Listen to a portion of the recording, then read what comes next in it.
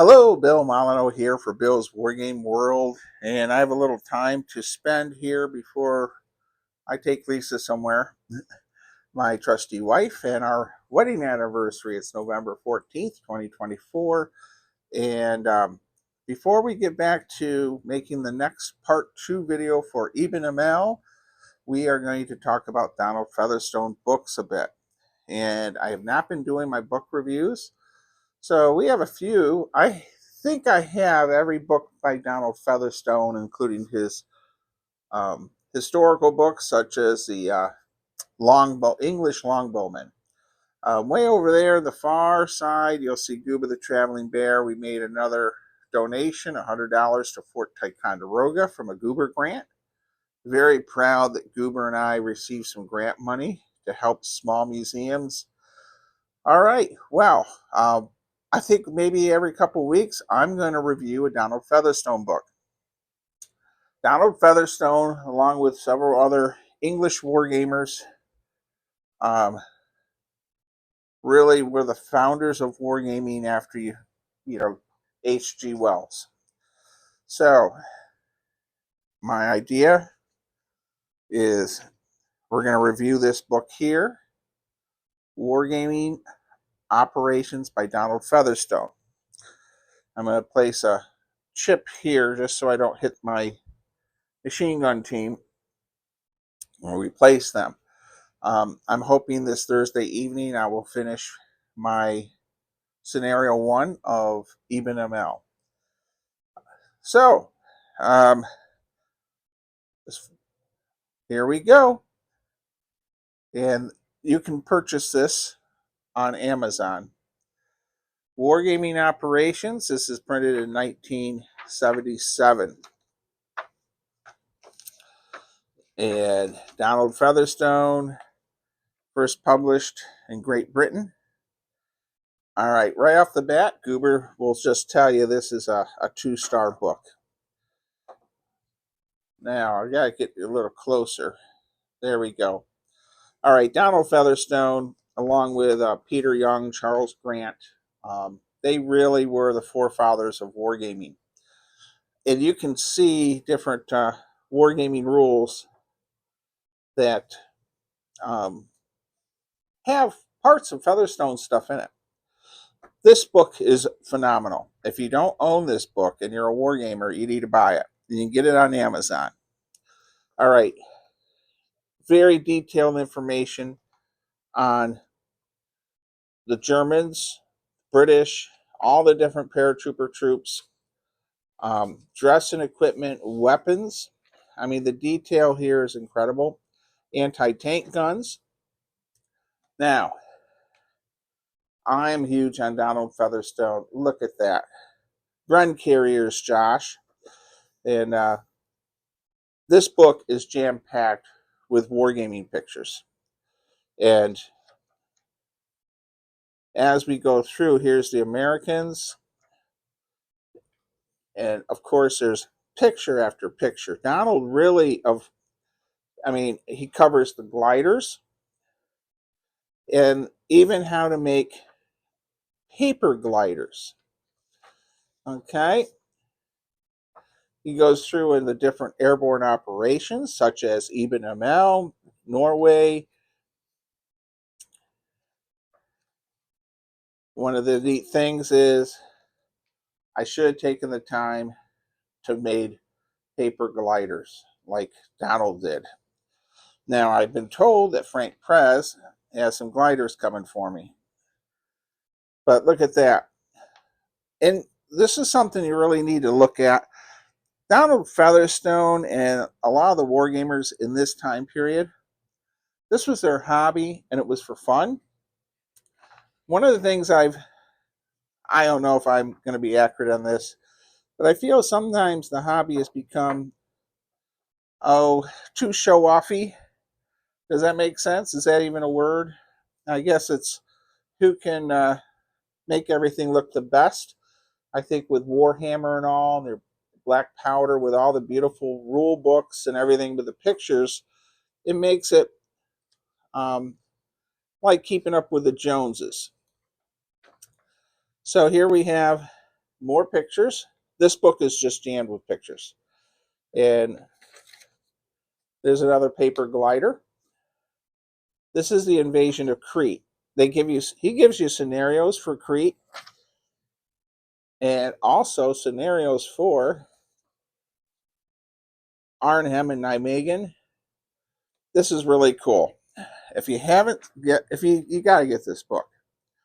I mean, we're talking wargaming in the 70s, late 60s, and he covers. There is the wall, the salt boats, Sherman's Crossing. And this is a time period where they're using a lot of 1/72nd scale stuff. And in this picture, I can tell he's got Airfix, Atlantic, maps galore. So now I'm looking for a particular picture, and I might have to pause the camera. There's the glider landing. And I'm going to pause, and I have to find one particular picture. Okay, everyone, I found what I was looking for. The bridge, the Arnhem Bridge. There it is. Look at that. Now, no fancy bridge. You know, he's got a paper bridge he made, some trestles. It didn't have to be a museum quality game to have fun. One of the things I'm trying to do in my basement is just to have fun. You know, when I play with the chuckleheads, you know, Walt throws out the table. It looks fantastic. And then we just have fun. We don't really worry about a lot of the details at times. I really love this picture. You can tell there's Atlantic Airfix in here. I think those are some Marx figures. And then, of course, he has maps galore. All right. So what else is in this book? Wow. I really think you'd be amazed. He gives you silhouettes of how to make paper gliders. They also rules. There are rules in this book, two different sets really of. So here we are, and he has it both in millimeters and inches. This is for 1/72. If you're going to do 54, you probably would double it. Now, I'm using bolt action for my World War II stuff anymore. I was using Combat Patrol, but I got all my cards mixed up. 6 decks worth, and I just haven't had time to straighten them out. Well, look at that. You have your different tanks, your movement rates, Panzerfaust.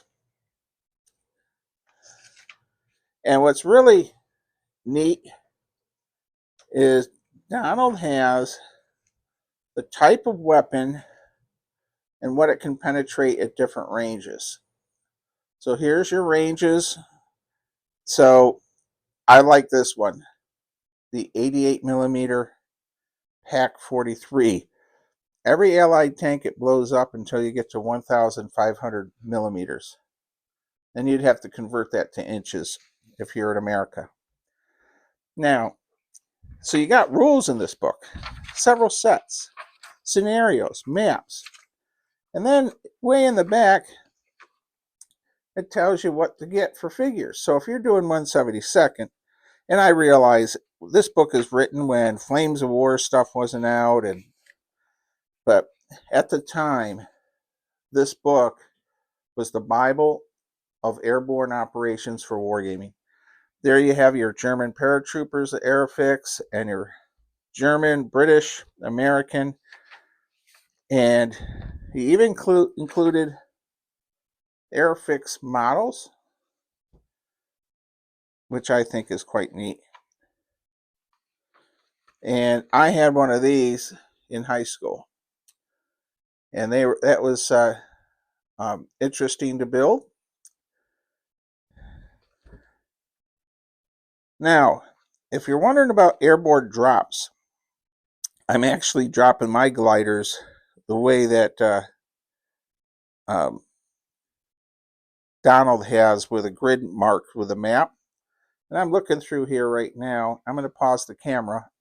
Okay, I've done this system several times. What it is Donald Featherstone takes little pieces of paper, the size of maybe, I used the size of a quarter, and you take them and you put them in a box. All right, and then you shake the box over the landing area, and they flutter down to the ground. And if they hit a tree or, let's say, a wall or something, you roll to see if the figure dies in landing. Then you replace the little pieces of paper with your figures. I have used this system for 20, 30 years, and I really do think it's really cool. So, we covered a lot in this little video. Wargaming Operations by Donald Featherstone.